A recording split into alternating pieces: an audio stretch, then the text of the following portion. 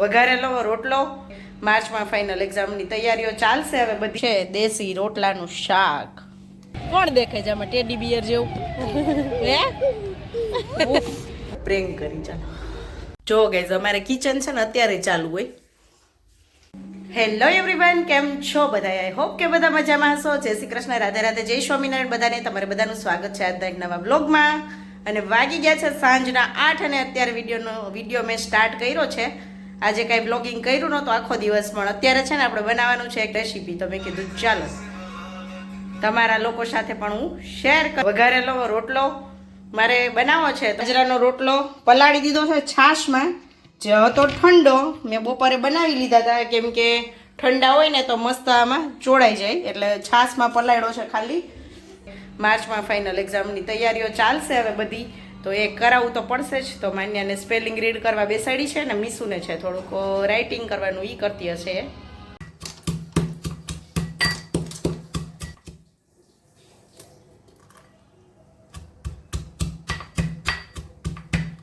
જો અહીંયા તેલ મૂકી દીધું છે ગાઈસ. બહુ જાજુ તેલ નથી નાખવું, આપણે ઓછા તેલમાં બનાવીશું. નાખશું આમાં રાઈ, ખડા ગરમ મસાલા લઈ લીધા છે, લવિંગ, બાદિયા, તજ જે કઈ હોય, તમાલપત્ર નાખી દેશું. આપણે જીરું છે, હિંગ, હળદર નાખી દેશું, લીમડાના પાંદડા ચમચો ભરી અને આપણે નાખી દેશું આદુ, લસણ અને મરચાંની પેસ્ટ છે. આ ડુંગળી,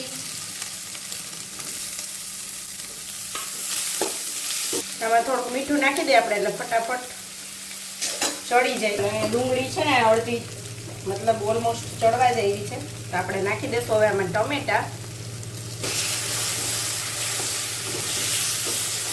આ ચટણી છે ને ગાઈઝ, આ ધાણા ભાજી આમાં અને આદુ ને એવું બધું છે આમાં. શું કહેવાય, શેર ચમચો પોદીનો એ આપણે 1 ચમચી 1.5 ચમચી જેટલી મેં નાખી દીધી છે. આ લીલી ડુંગળીના જે પાંદડા હતા ને મેં અલગ રાખ્યા હતા, એ આપણે એડ કરી દઈએ. હળદર મેં નાખી હતી પણ તોય હજી ઉપરથી થોડીક નાખું છું. અને લીલા મરચાં મેં મરચી છે ને 2-3 નાખી દીધી છે, એટલે થોડીક ચટણી નાખીએ. ચટણી બહુ તીખી નથી એટલે હાલે. આપણે નાખી દઈશું ધાણા જીરું પાવડર અને ગરમ મસાલો છે ને એ લાસ્ટમાં એડ કરશું. ચાલો ગાઈસ, જો અહીંયા આપણું આ ઓલમોસ્ટ હવે ચડી ગયું છે. તેલ ઓછું છે ને એટલે બહુ દેખાય નહીં, છૂટું પડી જાય, બાકી થઈ ગયું છે. કેમ કે ઉપર તેલ જેવું તળે ને નિકુંજને ભાવે ને એટલે ઓછું તેલ નાખ્યું છે આપણે. અહીંયા પલાળેલો રોટલો છે એ આપણે એડ કરી દઈએ.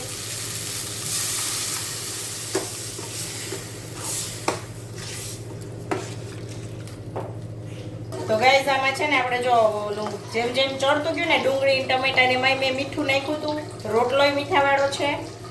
તો હવે આપણે આમાં છે ને છાશ પૂરતું થોડુંક મીઠું નાખશું ઉપરથી. તમે તમારા ટેસ્ટ મુજબ નાખી શકો છો. અને તીખું છે ને મરચી નાખી છે એટલે ટેસ્ટ કરીને પછી આપણે એડ કરશું તીખાશ.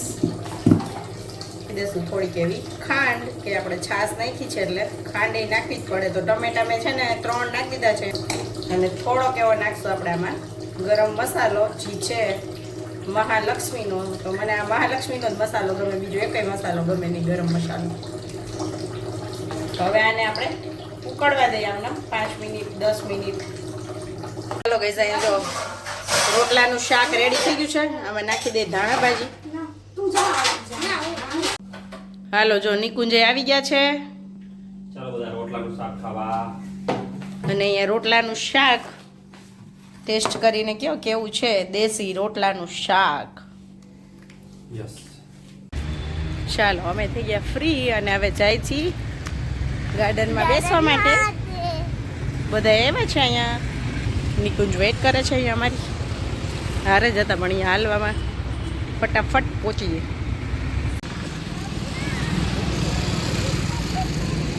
જય શ્રી કૃષ્ણ. જય શ્રી કૃષ્ણ. એ બધું હવે તો દાંત કાઢવા માંડે, હવે ઓળખ તો થઈ જાય. એ કોણ દેખે છે આમાં ટેડી બિયર જેવું? હે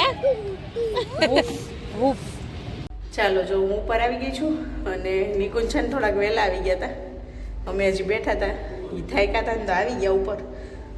આપણે પ્રેન્ક કરી. ચાલો પ્રેન્ક શું કરું છું હમણાં જોવો તમે. કેમ બંધ કરી માનવાય નથી આવી એ તો કયું ની ઉપર આવી છે ન થાય નહીં તારે તો નીચે જ કોઈ નથી ગાર્ડનમાં તો ક્યાં ગયો ખબર નહીં આવી જ નથી યાર હું આ જ બેઠી હતી મજાક કરસ તું ખબર હે કાંઈ મજાક નથી કરતી નાન્યા મજાક જ કરસ આ મોટો છે પણ એ તો એ કે પપ્પા ભેગી વહી એવી છે ક્યાં આવી જ નથી આયા હે નિકુંજ તમે લઈને નથી આવ્યા તો એ તો નીચે નથી ગાર્ડનમાં નહીં ક્યાં ગઈ એ તો કયું નહીં નથી કે એ તો નિકુંજભાઈ ભેગી વહી ગઈ ઉપર ના ના મારી પાસે નથી. તો ગોતો જલ્દી હાલો હવે માન્યા મજાક જ કરે યાર તો ક્યાં લે ગોત લે તો નાન્યા ચોકલેટ આપીશ બહાર લઈ તો પ્લીઝ નાન્યા